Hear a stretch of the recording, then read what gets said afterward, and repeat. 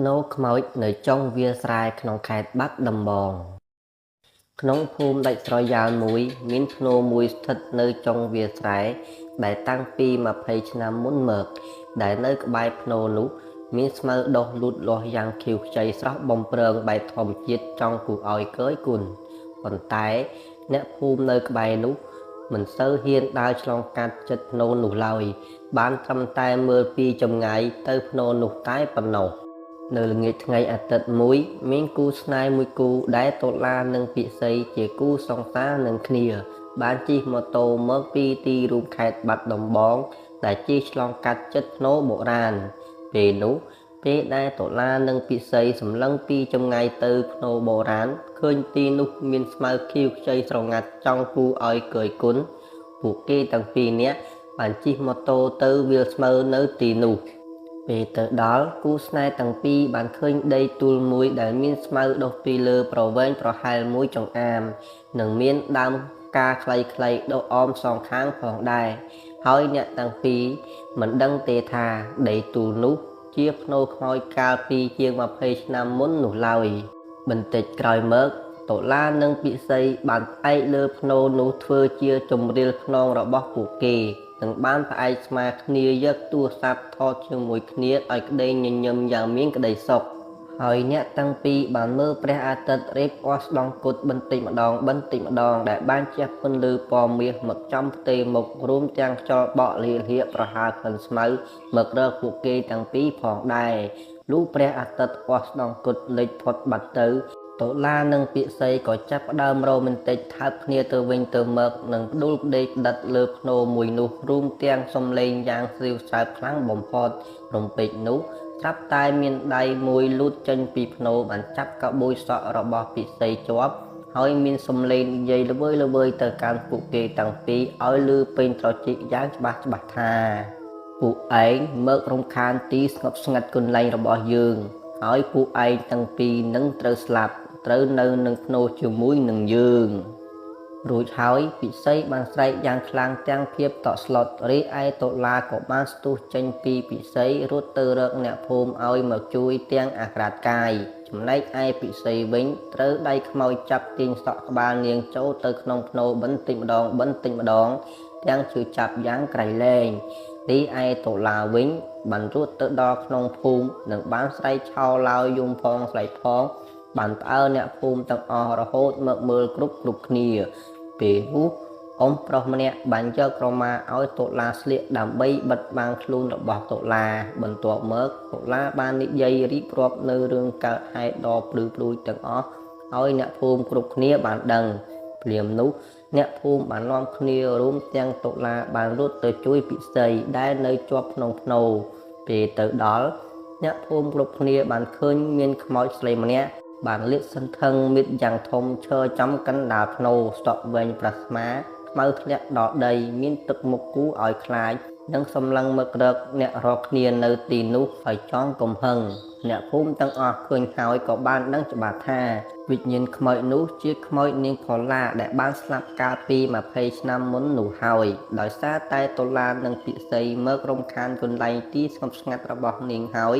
ទើបនាងខឹងសម្មានឹងអ្នកទាំងពីរដូច្នេះបន្តិចក្រោយមកខ្មោចនាងផល្លារីកមេតកាន់តែធំឡើង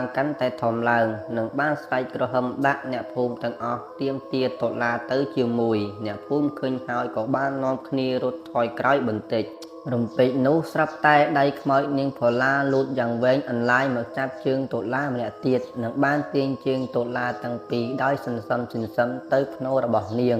តុលាពេលនោះកុំស្រែកហៅជំនួយពីអ្នកភូមិឲ្យជួយដែរប៉ុន្តែគ្រប់គ្នាមិនហ៊ានទៅជួយនោះឡើយបានត្រឹមតែឈរមើលតុលាត្រូវខ្មោចនាងផល្លាទាញជើងចូលក្នុងភ្នូរទាំងទិដ្ឋភាពគូឲ្យសង្វេគតក់ស្លុតរន្ធត់តែប៉ុណ្ណោះបន្ទាប់ពីរឿងនេះកើតឡើងហើយបានធ្វើឲ្យអ្នកភូមិនៅក្បែរនោះផិតភ័យខ្លាចរអាខ្មោចនាងផល្លាជាខ្លាំងហើយគ្រប់គ្នារឹតតែមិនហ៊ានទៅជិតភ្នូរនោះទៀតដែរមួយឆ្នាំក្រោយមកទៀតមានបរិសវ័យកណ្ដាលម្នាក់ដែលមានឈ្មោះថាលោកលីដែលជាអ្នករកស៊ីទិញដីពុះលោលក់ដែលគាត់បានជិះឡានពីទីក្រុងភ្នំពេញមកបាត់ដំបងដើម្បីដើរទិញដីអ្នកភូមិនៅតាមជនបទដែលចង់លក់ឲ្យក្រុមហ៊ុនគាត់ ដោយគាត់មានគ្នាចំនួន3នាក់ទៀតជាអ្នកបើកឡានឲ្យគាត់និងអង្គរៈសងខាងរបស់គាត់នៅពេលនោះគាត់បានជិះឡានពីទីរួមខេត្តបាត់ដំបងមកតាមភូមិស្រុកដែលគាត់បានជិះឆ្លងកាត់វាលស្រែទូលបុរាណកប់ខ្មោចនាងផល្លា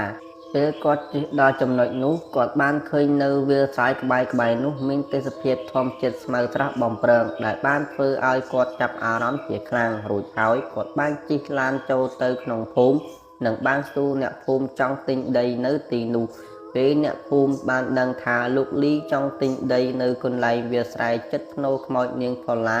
អ្នកភូមិចាប់ដើមមានទឹកមុខផិតភ័យនិងព្រួយបារម្ភហើយអ្នកភូមិដោយមិនចង់ឲ្យលោកលីនិងគ្នាមានគ្រោះថ្នាក់លោកអ៊ំប្រុសម្នាក់បាននិយាយរៀបរាប់រឿងកើតហេតុទាំងអស់ប្រាប់ទៅលោកលីនិងគ្នាឲ្យបានដឹងថា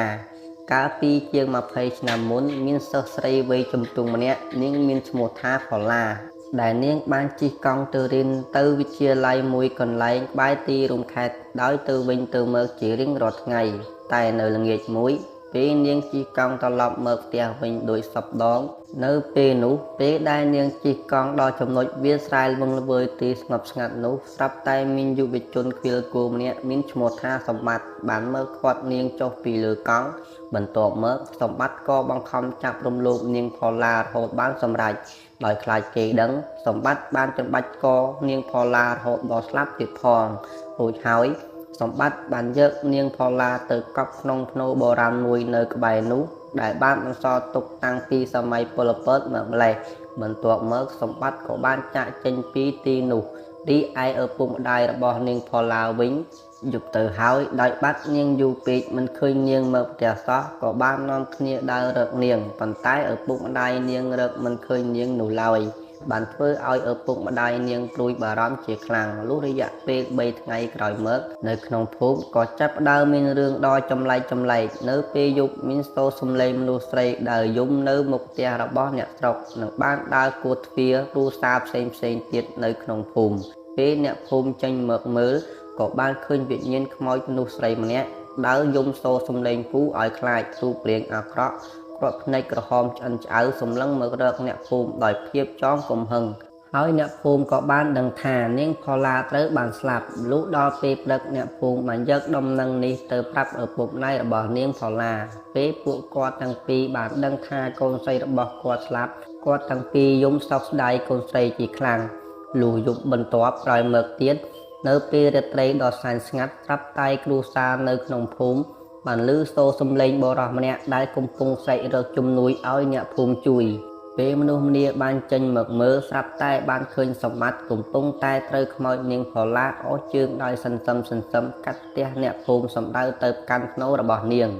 អ្នកភូមិឃើញហើយបំរុងនឹងគិតថាទៅជួយប៉ុន្តែត្រូវខ្មោចនាងផល្លាក្រហមសូរសំឡេងគូឲ្យខ្លាចដោយទុកមុខកែកជាទីបំផុតលុះពេលនាងផល្លាអូសជើងសម្បត្តិដល់ភ្នូររបស់នាងហើយរូបនាងបានកាច់កសម្បត្តិឲ្យស្លាប់ភ្លាមនៅទីនោះរួចហើយវិញ្ញាណខ្មោចនាងផល្លាបានចូលក្នុងខ្លួនយាយចាស់ម្នាក់នៅទីនោះដោយជាសំឡេងនាងផល្លាហើយបាននិយាយទៅកាន់អ្នកភូមិថា